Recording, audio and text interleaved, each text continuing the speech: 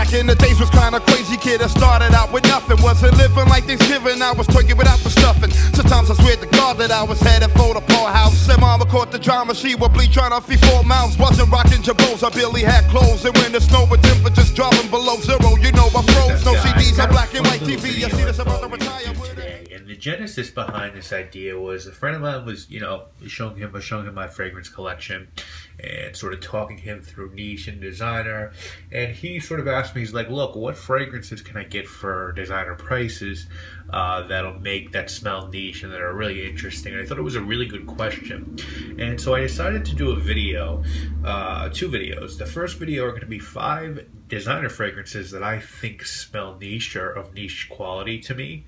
And then on the flip side, 5 niche scents that I think either smell like designer fragrances or are of designer quality to me. And there's no bad or good here or right or wrong. It's just, if I smelled these without a label on them, would I think they were niche or designer? And these are the ones that I think, for me at least, blur the line closest. So I have 5 designer scents and 5 niche. I actually have 5 designer scents and 1 designer honorable mention. So let's go through them.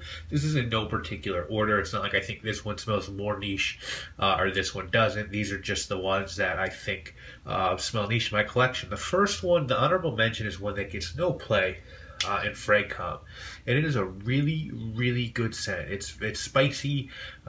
It's got nutmeg in it. It's got maté in it. It really smells like what it says. It smells like almost like being in a jungle.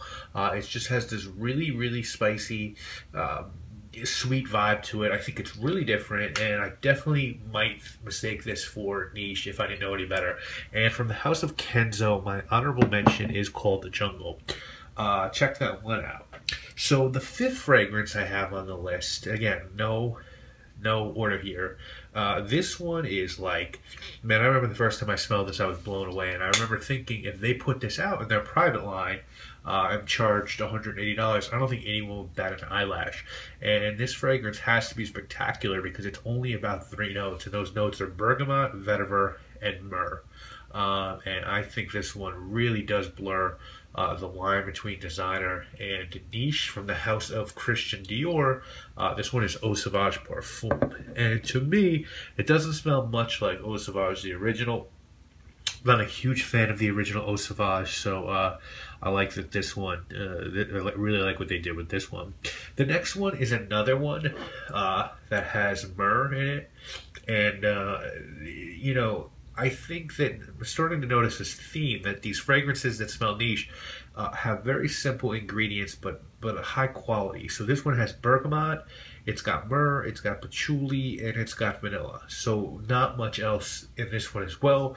It's really, really beautiful, gorgeous, I think. It's better than the original to me, at least. This is the intense version of it. And from the House of Prada, this one is affectionately called Poppy. It's Prada Amber Pour Homme Intense, and I definitely might smell that. I think that one was a niche fragrance. Really enjoy that one. The next one is, Mark has said, Robes has said, he can't believe that Dior made this juice. And I totally agree. This one is dark. It's smoky. It's resinous. It's got oud in it. It smells foreboding. I'm pretty upset that they recently discontinued this. And I think it is very much holds its head up high to the original, because the original is my all-time favorite fragrance, and I really enjoy this one as well. And I might have to get myself a backup bottle, but if I smelled Fahrenheit Absolute, there's a very good chance that I would mistake it for a niche scent. It's that good. The next one really does blur the line between niche and designer, because if you talk to some people, they consider this a niche scent. If you talk to other people, they consider it a designer scent. Aids de Venustus, which is a niche fragrance shop in Manhattan in the West Village, sells it. I consider it designer because of its price point and because, it is mass marketed. It's available in a lot of places. It's not, this fragrance house doesn't only do fragrances, they do glassware as well. But this one is just so shocking that they put this out. And that you can have this for $35, and it's not for everybody. I mean, that's for sure. I recently got its brother the sport version, and that's not for everyone either, even though that's a sport fragrance. But this is so fucking beautiful. I mean, this is just dark, earthy vetiver, forest floor vetiver. I don't think I need to say more. You guys already know what this is. From the House of Lalique, Parfumé Natalie Lorson. This one is called Encre Noire. And I would definitely think that one is niche juice.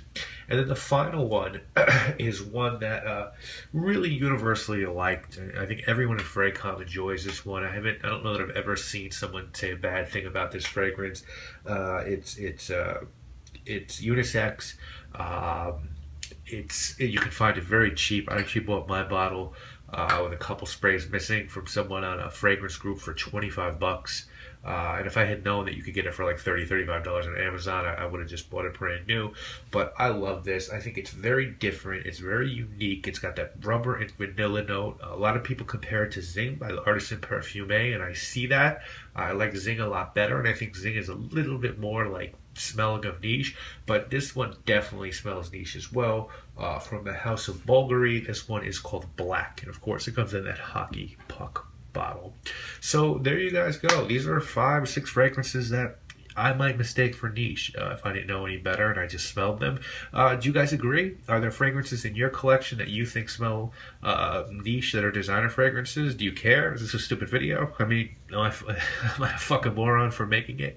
Please feel free to let me know. I am going to be back next week to talk about some niche fragrances that I think you could maybe mistake for designer. I think that'll be a really interesting video, and maybe a little controversial. We'll see. But I hope you have enjoyed this one. Please let me know your thoughts on the subject, and I'll see you again later this week for a review. I am Maximilian. I must know. Peace.